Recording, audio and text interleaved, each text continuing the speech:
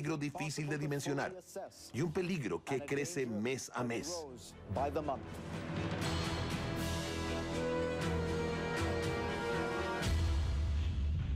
ISIS, los terroristas que sacudieron al mundo. Hola, soy Fernando Ramos, reportando desde Bogotá para mis compatriotas en América Latina.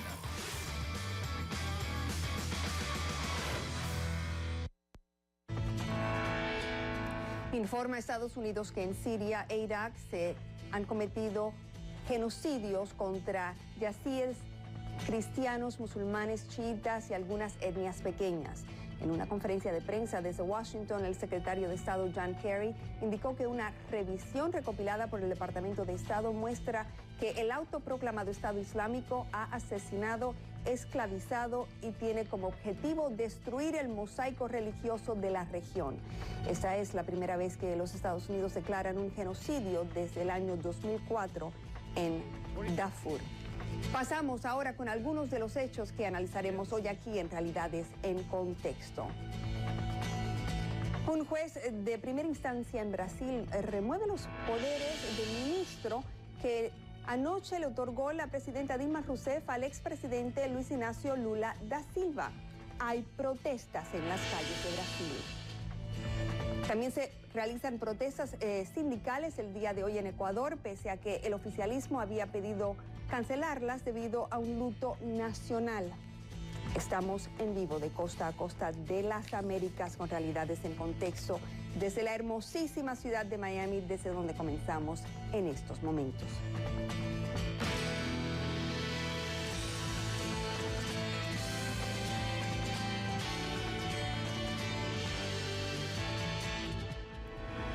Feliz jueves, gracias por acompañarnos en esta edición de Realidades en Contexto. Un gusto para mí, para todos en la producción, saber que ustedes están ahí del otro lado de los lentes de nuestra cámara. Gracias por compartir, queremos que lo hagan también a través de las redes sociales. Nos encuentran en facebook.com/Realidades en Contexto.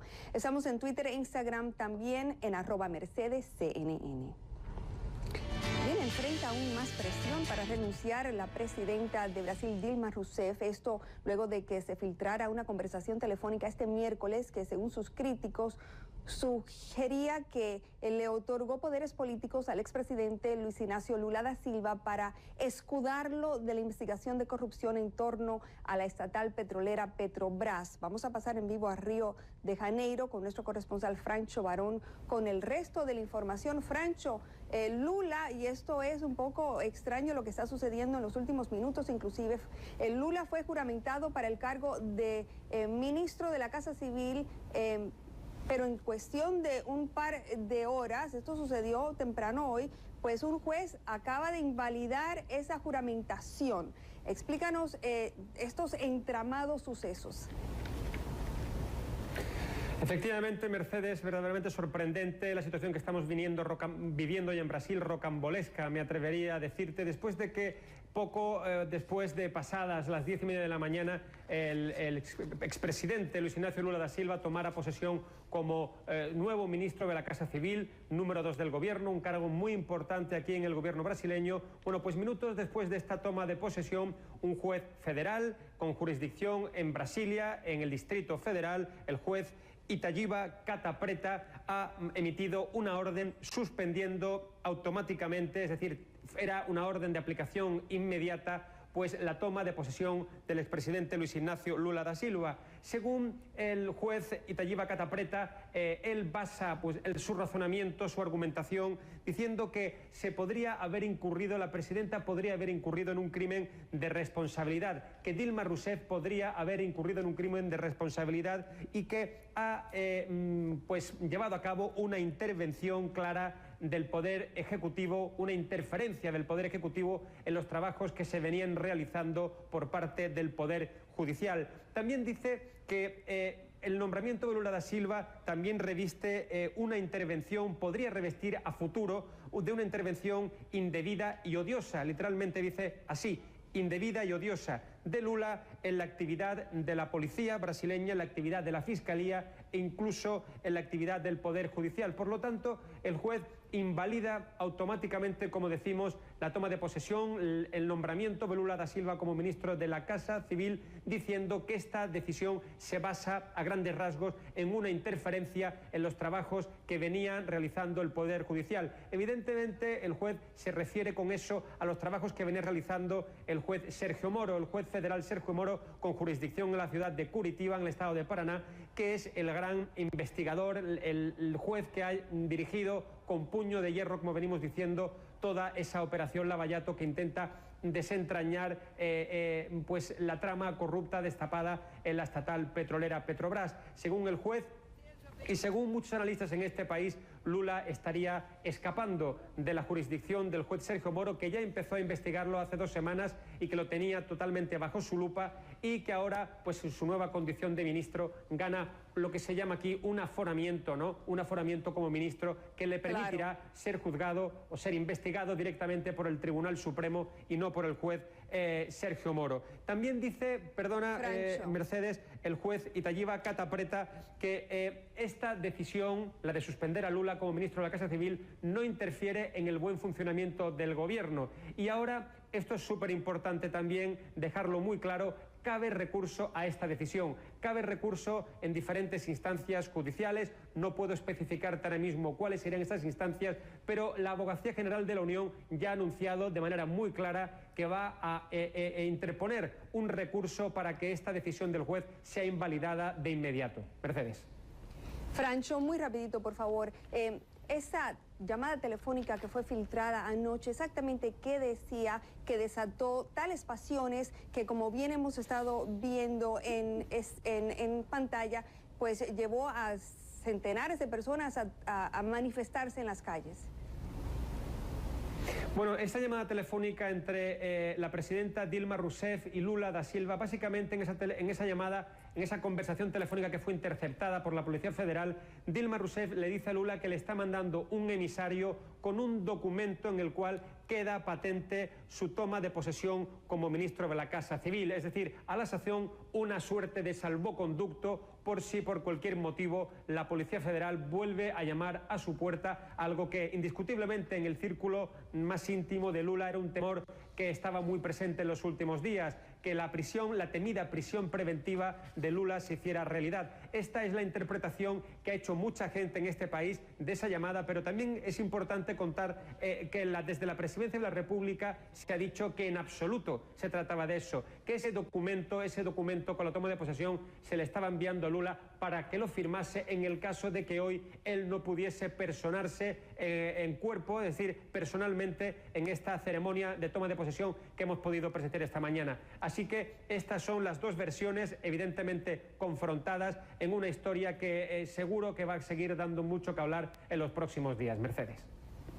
Una historia definitivamente en desarrollo. Francho Barón, muchísimas gracias. Regresaríamos contigo si pues sucediera algo nuevo en este caso durante el transcurso de nuestro programa. Muchísimas gracias de nuevo.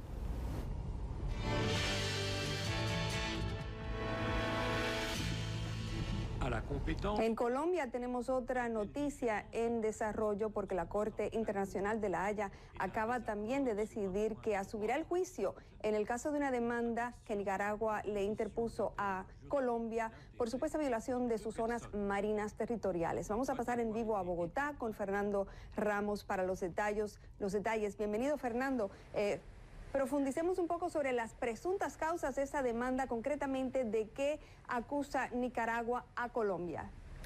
Hola, Mercedes, ¿cómo estás? Básicamente la situación es la siguiente. En el año 2012, en la Corte Internacional de Justicia de La Haya le dio la razón a Nicaragua y dijo que tenía jurisdicción sobre 200 millas náuticas de la plataforma continental, es decir, sobre el territorio marino y submarino.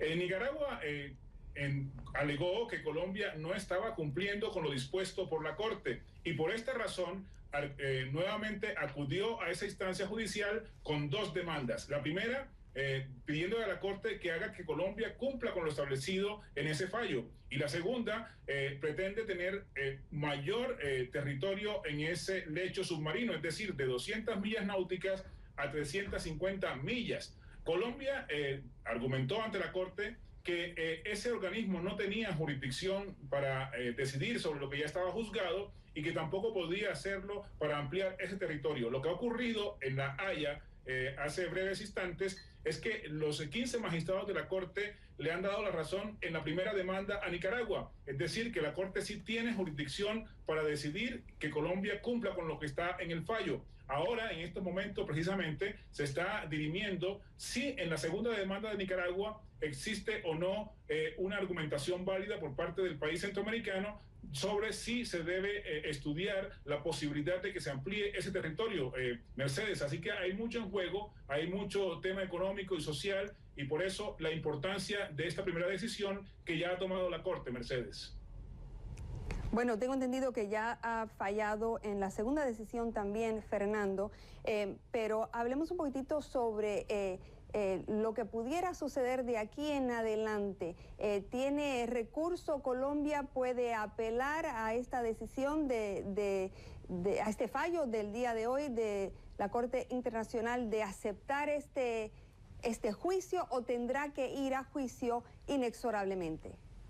Definitivamente comienza otra larga batalla jurídica para Colombia, Mercedes, porque tendrá entonces que demostrar que sí ha cumplido con el fallo del año 2012 y que la Corte no tiene jurisdicción. Pero también la parte que tú me decías, de la segunda parte, de si finalmente Nicaragua tiene más derechos sobre esa plataforma continental, y esto obviamente que va a afectar a toda la zona en donde están actualmente habitantes colombianos, en las islas de San Andrés y Providencia y algunos islotes menores. Así que lo que viene es una batalla jurídica y diplomática de Colombia para poder demostrar que tiene razón, y por su parte Nicaragua también para consolidar el fallo de 2012 y pretender obtener las nuevas pretensiones que buscan ampliar su territorio submarino y marino. Y hay que también decir, Mercedes, que hay mucha riqueza allí, sobre todo en temas de petróleo y de gas que están en juego,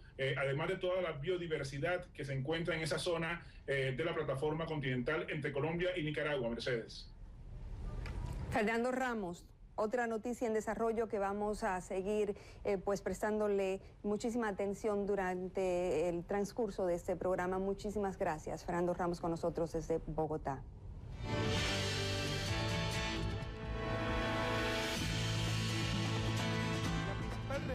También hay marchas y movilizaciones que han sido convocadas el día de hoy contra el gobierno del presidente Rafael Correa en Ecuador. Los sindicalistas protestan reformas laborales que se ventilan en el Parlamento. Estas buscarían flexibilizar el empleo, según Mesías Tatamuez, líder del Frente Unitario de Trabajadores. Según él, pues las leyes que se contemplan afectan precisamente a los trabajadores.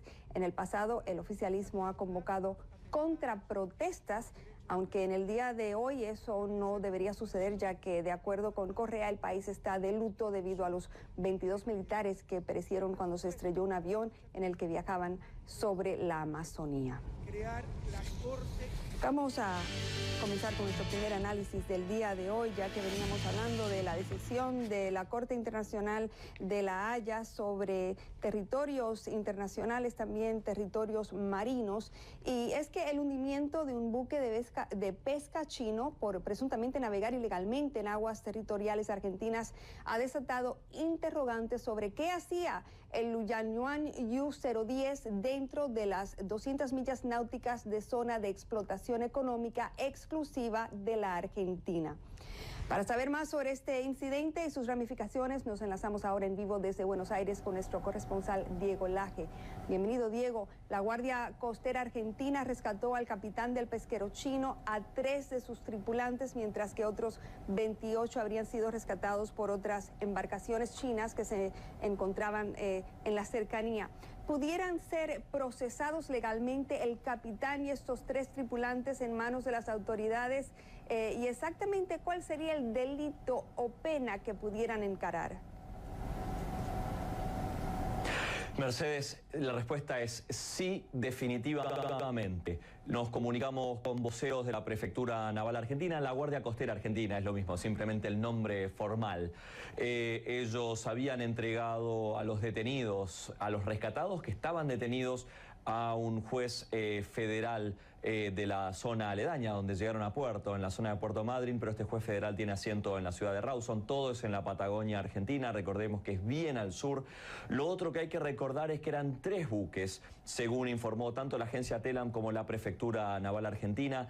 2 estaban pescando legalmente y 1 no lo estaba. Cuando lo detectaron se quiso escapar, se resistió, según declaró la Prefectura Naval Argentina, a varios intentos de disuasión, diálogo, persuasión, para que abandone la actitud de escape. En un momento, según denunció la Prefectura a través de voceros con CNN también, hizo maniobras que eran muy arriesgadas y que por supuesto ahí es cuando se preocuparon mucho más de que quizás un choque entre el pesquero y el buque de Prefectura Naval pueda resultar en víctimas fatales. Y ahí fue cuando se decidió atacar con fuego a la embarcación y eso derivó en el hundimiento. Hay varios detalles para tener en cuenta aquí, Mercedes. Uno muy importante es que... Sí, perdón.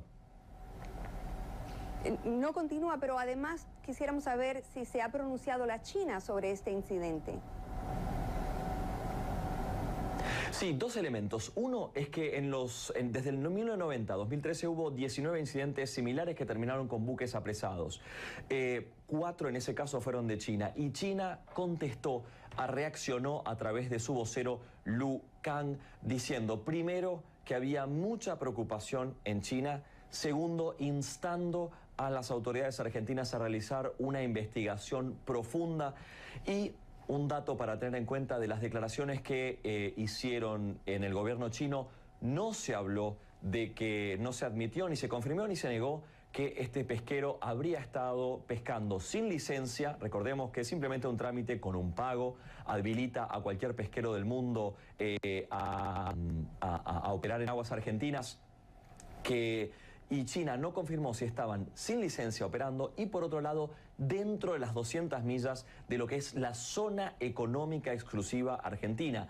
O sea, dentro de las 200 millas de la costa argentina, el único que puede explotar los recursos económicos allí es la Argentina. Eso no quiere decir que el mar sea necesariamente territorial, hay que hacer una diferencia ahí en las cuestiones legales. Mercedes. Muy bien, Diego Laje, muchísimas gracias.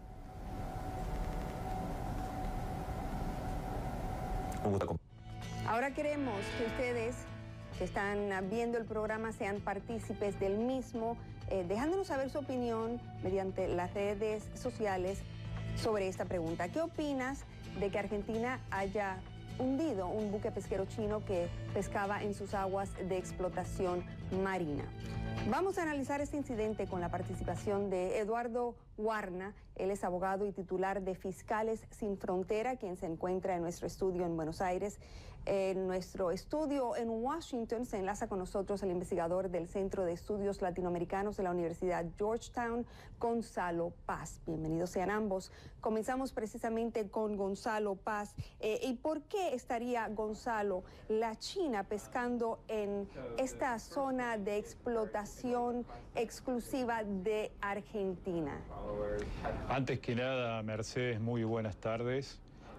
Bueno, la pregunta es muy pertinente porque esto tiene que ver con el agotamiento de los recursos pesqueros alrededor del mundo y entonces los países que tienen flotas pesqueras importantes van a buscar la pesca a cualquier lugar del mundo donde esta todavía pueda quedar algo. Hay una foto famosa en internet tomada por un satélite que se ve de noche el mar y una línea de luz. Y esta línea corresponde exactamente a la frontera que señalaba Diego Laje de las 200 millas marítimas, que es la zona económica exclusiva de la Argentina. Los barcos pesqueros se ponen justo una milla fuera de este límite y claro, los peces obviamente no conocen de fronteras y pasan de un lado a otro. Esto realmente es un problema serio porque atenta contra la sustentabilidad de estos recursos pesqueros. De la posibilidad, hay algunas especies incluso que están en peligro de extinción por la sobrepesca. Y Esto ha pasado en muchas otras oportunidades con flotas chinas, taiwanesas, japonesas, coreanas, españolas, polacas, y desgraciadamente es un problema histórico en ese límite de las 200 millas. Esta es la razón fundamental, Mercedes. Muy bien. Muy bien, vamos a pasar con el abogado Eduardo Warna a Buenos Aires. Y primero quisiéramos que nos explicara muy brevemente exactamente qué es la zona de explotación económica exclusiva. Entendemos exactamente por qué es que Argentina la defiende vehementemente, pero también quisiéramos saber cuánto dinero representa para Argentina la explotación de sus propios recursos marinos. Hola, ¿qué tal? Los recursos obviamente son siempre escasos en lo que es materia de mar. Tienen valores que más se potencian cuando son comercializados en el exterior. Son productos que son abundantes en ciertas partes del sur de Argentina, por eso esta explotación muchas veces que se hacen por buques de terceros con autorización, licencias, que generan siempre un cupo, o sea, no se puede pescar lo que se antoje, sino que tiene que ser siempre lo que el cupo autorizado le permite a cada navío. Pero también Argentina sufre lo que es la frecuencia de intrusiones ilegales, de piratería en el mar en búsqueda de cardúmenes, y principalmente eso es lo que afecta muchísimo a las economías, principalmente de Argentina, en cuanto a lo que es la obtención de su propio recurso. Ahora, investigador Gonzalo Paz, nos está hablando el abogado sobre la piratería de cardumen. ¿Qué pueden hacer otros países costeros en nuestra región para evitar incidentes como este que estamos analizando, este incidente de los pesqueros chinos? Bueno, esto, como decía, desgraciadamente no solo pasa en Argentina o en otras aguas de países latinoamericanos, como Chile, como Perú, etcétera, sino en otros lugares del mundo. Esto depende de la solidez de las instituciones del Estado ribereño, de la disponibilidad de tener una buena guardia costera o una prefectura naval, como en el caso de la Argentina, que pueda ejercer la vigilancia las 24 horas del día en forma permanente. Lo mejor siempre es que haya acuerdos entre los países y que se respeten. Esto le da previsibilidad, evita incidentes que pueden ser peligrosos, que pueden dañar a la vez las relaciones bilaterales de los países involucrados por decisiones que a veces toman los capitanes que están directamente en el lugar de los hechos. En el caso de la Argentina con China, son dos países que tienen relaciones muy estrechas, muy intensas en una variedad de campos y que por lo tanto sería deseable de que toda esta actividad tuviera mucho mayor previsibilidad para evitar estos incidentes que terminan teniendo algún impacto. Y abogado Eduardo Warna, precisamente nos habla Gonzalo Paz sobre estas relaciones bilaterales. La China ha llamado a una investigación del hundimiento de su pesquero. Dice que la Guardia Costera Argentina les disparó, que les persiguió a sus pescadores durante más de 3 horas. ¿Qué base legal tiene China para defender su posición en esta disputa y qué pudiera entonces representar este incidente para las relaciones diplomáticas entre los dos países? Creo que no va a haber ningún incidente entre países. La Armada Argentina, Prefectura, han andado con un protocolo muy exhaustivo. Ha existido las advertencias que son propio de la intervención que se hace en forma marítima.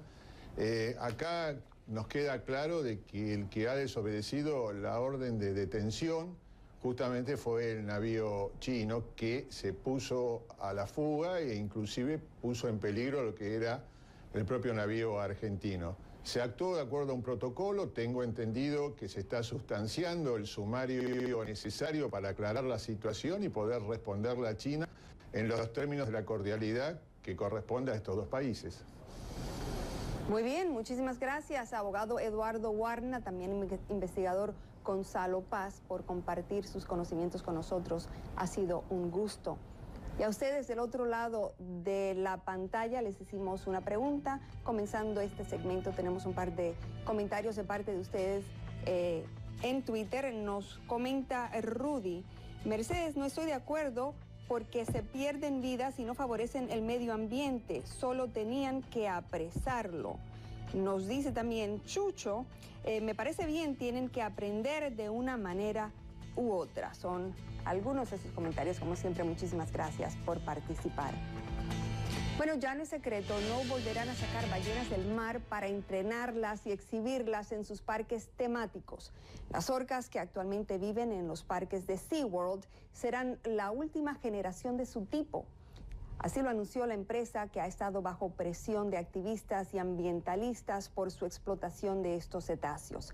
SeaWorld promete donar $50 millones durante los próximos 5 años a esfuerzos de rescate de animales marinos con el fin de acabar con la matanza de ballenas y focas por razones comerciales, así como la pesca de tiburones para despojarlos de sus aletas. SeaWorld asegura que hace unas 4 décadas que no compra una orca salvaje, sino que la mayoría de sus animales han nacido en cautiverio. Hacemos una corta pausa. Cuando regresemos, el secreto sobre cómo dejar de fumar con éxito y un nuevo avance en el tratamiento de un tipo de cáncer de seno brinda ahora esperanza a miles de mujeres. Ya regresamos con los detalles aquí en Realidades en Contexto. Quédense con nosotros.